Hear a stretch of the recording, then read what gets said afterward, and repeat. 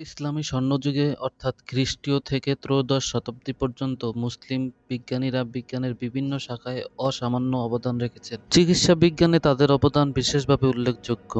এদের মধ্যে অন্যতম ইবনে সিনা, যিনি পশ্চাতে অভিসেনা নামে পরিচিত। তার চিকিৎসা বিজ্ঞানের অবদান আজও স্মরণীয় এবং প্রাসঙ্গিক। চিকিৎসা বিজ্ঞানের কানুন ইবনে সিনা ৫ খণ্ডের চিকিৎসা বিজ্ঞানের উপর কানুন ফিত্তিব নামে বিশ্বকোষ রচনা করেন।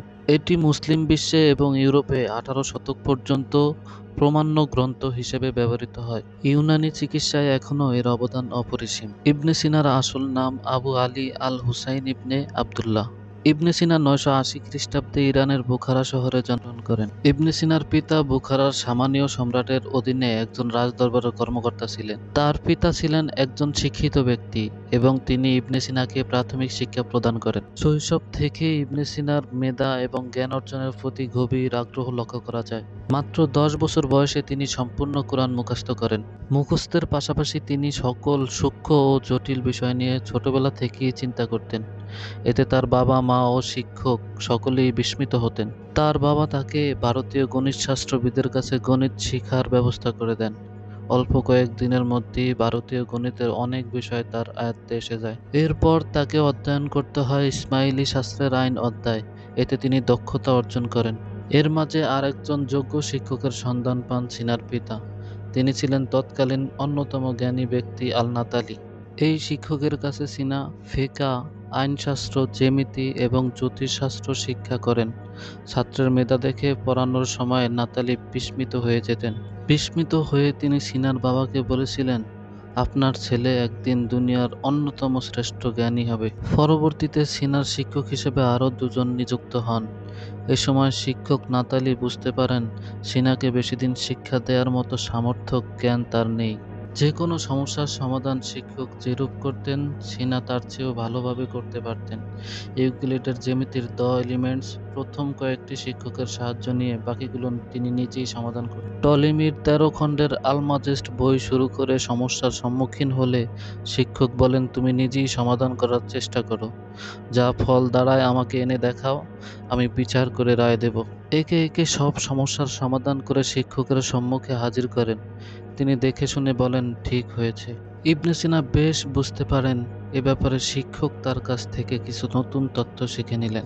এ সময়ে চিকিৎসাশাস্ত্র এবং স্বরাষ্ট্রতত্ত্ব সম্বন্ধে তার মৌলিক জ্ঞানের বিকাশ ঘটে। অ্যারিস্টটলের দর্শন সম্পূর্ণ দ্বাদস্থ করেন। তার খ্যাতি ছড়িয়ে পড়তে লাগলো। বিভিন্ন দেশ থেকে শিক্ষার্থীরা তার কাছে পড়তে আসতো। তরুণ বয়সী তিনি এবার শিক্ষকতা শুরু করলেন এবং তৎকালীন সব গুরুত্বপূর্ণ বিজ্ঞান এবং দর্শনশাস্ত্রে পারদর্শিতা অর্জন করেন।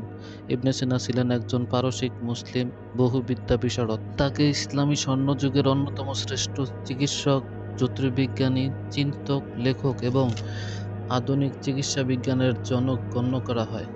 ধারণা করা হয় যে তিনি ৪৫০টি গ্রন্থ রচনা করেছিলেন, যার মধ্যে ১৫০টি দর্শনশাস্ত্র বিষয়ক এবং ৪০টি চিকিৎসা বিজ্ঞান বিষয়ক রচনা সহ মোট ২৪০টি গ্রন্থ বর্তমানে টিকে রয়েছে। তার সর্বাধিক বিখ্যাত রচনাগুলোর মধ্যে প্রসিদ্ধ গ্রন্থ কানুন কিত্তিব বা দ্য ক্যানন অফ মেডিসিন, একটি চিকিৎসা বিজ্ঞানী বিশ্বকোষ, যা বহু মধ্যযুগীয় বিশ্ববিদ্যালয়ে একটি প্রামাণ্য চিকিৎসা শাস্ত্রের পাঠ্য বই হিসেবে যুক্ত করা হয়েছিল এবং ইউরোপের বিভিন্ন বিশ্ববিদ্যালয়ে চিকিৎসা বিজ্ঞানের পাঠ্যপুস্তক হিসেবে ব্যবহৃত হয়েছে।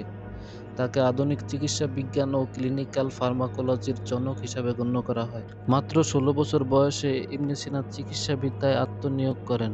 তিনি চিকিৎসা বিষয়ক তত্ত্বগুলো শেখার পাশাপাশি বিনামূল্যে অসহায় রোগীদের চিকিৎসা করতেন। দ্রুত তার সুনাম ছড়িয়ে পড়ে দেশ বিদেশে। তিনি চিকিৎসায় নতুন নতুন পদ্ধতি উদ্ভাবন করতে থাকেন। তিনি সে সময়ই বলেছিলেন, কিছু রোগ নিশ্চিতভাবেই অণুজীবের মাধ্যমে ছড়ায়। পরবর্তীতে আমরা জেনেছি ব্যাকটেরিয়া, ভাইরাস, ছত্রাক ইত্যাদি হলো এসব অণুজীব। ইবনে সিনা শুধু সাধারণ রোগের চিকিৎসাই নয়, সরল চিকিৎসা বা সার্জারিতেও অসামান্য অবদান রেখে গেছে। কোন রোগের জন্য কী ধরনের অস্ত্রোপচার করতে হয়, অপারেশনের সময় বিভিন্ন উপায়ে রক্তপাত বন্ধ করার পদ্ধতি কী, সেই সাথে অপারেশনের পর রোগীর খাবার থেকে শুরু করে মানসিক অবস্থা পর্যবেক্ষণ পর্যন্ত সম্পূর্ণ পরিচর্যা কেমন হবে সে সম্পর্কেও ইবনে সিনা ধারণা দিয়েছিলেন। আরবরা তাকে সাইকুল রাইস বা জ্ঞানী কুলের শিরোমণি উপাধি দিয়েছিল।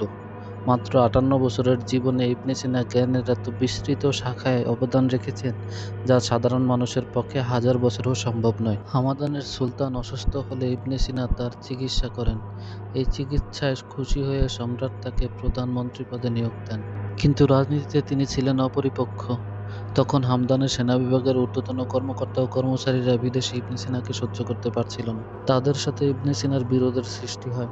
সেনাধ্যক্ষ সিনাকে গ্রেপ্তার করার জন্য সম্রাটের কাছে আবেদন জানাতে থাকে। সৈন্যবাহিনীর প্রধানের অনুরোধ উপেক্ষা করার সাধ্য সম্রাটের ছিল না, তাই ইবনে সিনাকে কারাবন্দী করে রাখে। ইবনে সিনা তখন এই কারাজীবন থেকে পালিয়ে তিনি ইরানের ইস্পাহান নগরীতে চলে যান।